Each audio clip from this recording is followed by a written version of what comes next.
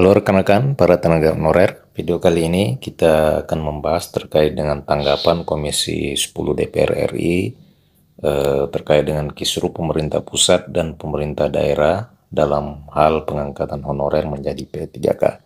Simak secara lengkap di video ini.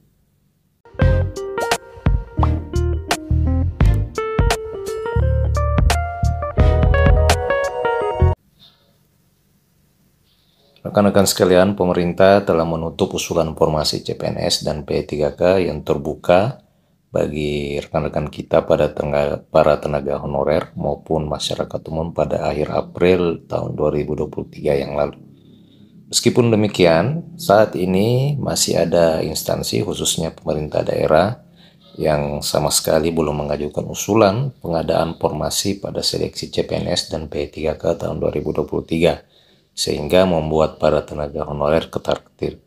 Jadi ini yang menjadi permasalahan rekan-rekan, oleh karena masih banyak pemerintah daerah yang memang belum mengajukan usulan terkait dengan formasi P3K. Sehingga pengangkatan tenaga honorer tentu akan tidak dapat dilaksanakan jika pemerintah daerah sendiri tidak mengusulkan formasi pengangkatan P3K. Hal itu mungkin disebabkan oleh karena sistem dalam hal pembayaran gaji para pegawai pemerintah dengan perjanjian kerja ini yang dianggap membebani keuangan daerah. Melihat kekisruhan antara pemerintah pusat dengan pemerintah daerah terkait pengangkatan tenaga honorer tersebut, maka pihak DPR pun khususnya Komisi 10 angkat bicara terkait dengan jalan tengah atau solusi jalan keluar terhadap permasalahan minimnya formasi yang tersedia pada seleksi CPNS dan P3K tahun 2023 nanti. Diketahui rekan-rekan sekalian, saat ini jumlah formasi yang akan dibuka pada seleksi aparatur sipil negara tahun 2023 sangatlah sedikit. Hal tersebut mengakibatkan banyak tenaga honorer harus kembali gigit jari karena gagal diangkat menjadi aparatur sipil negara. Bukan tanpa alasan, oleh karena memang Pemda mengaku sedikitnya formasi P3K yang dibuka pada tahun ini diakibatkan karena minimnya anggaran yang tersedia. Seperti yang saya katakan tadi bahwa memang permasalahan pengangkatan tenaga honorer ini akan diperhadapkan kepada persoalan anggaran, oleh karena sepenuhnya tunjangan gaji P3K ini dibebankan kepada keuangan daerah. Rekan-rekan sekalian, di sisi lain Kementerian Keuangan juga telah menginformasikan bahwa pihaknya telah menyiapkan dana untuk pemerintah daerah sebagai dana dukungan untuk penggajian P3K yang termuat dalam Peraturan Menteri Keuangan Nomor 212 Tahun 2022. Dengan adanya sejumlah dana tersebut, sehingga Kementerian Keuangan turut menargetkan pengangkatan tenaga honorer menjadi P3K pada tahun ini itu mencapai 1 juta orang.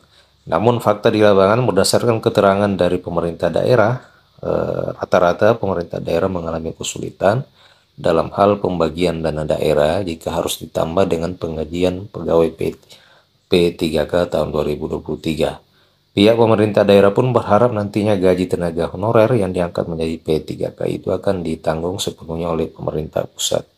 Menanggapi kendala yang dihadapi pemerintah daerah terkait anggaran penggajian dan tunjangan P3K, DPR pun angkat bicara. Komisi 10 DPR RI Syaiful Huda menilai pengangkatan tenaga honorer menjadi P3K bukanlah solusi yang tepat. Jadi ini pernyataan yang dikeluarkan oleh Komisi 10 DPR RI bahwa pengangkatan tenaga honorer menjadi P3K itu bukan merupakan solusi yang tepat. Justru hal ini dianggap menyebabkan permasalahan yang terjadi di beberapa pemerintah daerah. Saiful juga berpendapat bahwa kendala yang dialami pemerintah daerah tersebut merupakan bentuk dari kurangnya keselarasan antara Kementerian Pendidikan Kebudayaan, Kemenpan RB, dan BKN dalam mendalami persoalan ini. Menurutnya, kebijakan pemerintah akan menanggung gaji P3K sedangkan untuk tunjangan akan dibebankan kepada pemerintah daerah belum sepenuhnya sinkron. Nah, rekan-rekan sekalian, ini yang dikatakan oleh Komisi 10 DPR RI bahwa memang selama ini tidak ada sinkronisasi antara pemerintah pusat dengan pemerintah daerah khususnya dalam penanganan persoalan tenaga honorer. Apalagi persoalan pengangkatan tenaga honorer menjadi P3K ini menimbulkan permasalahan baru di mana banyak tenaga honorer yang telah lulus seleksi akan tetapi tidak atau belum mendapatkan SK penempatan oleh karena memang terhalang atau menemui persoalan di dalam pembayaran tunjangan dan gaji P3K. Nah, rekan-rekan sekalian, demikian informasi pada video kali ini. Terima kasih telah menyaksikan. Sampai jumpa di video berikutnya.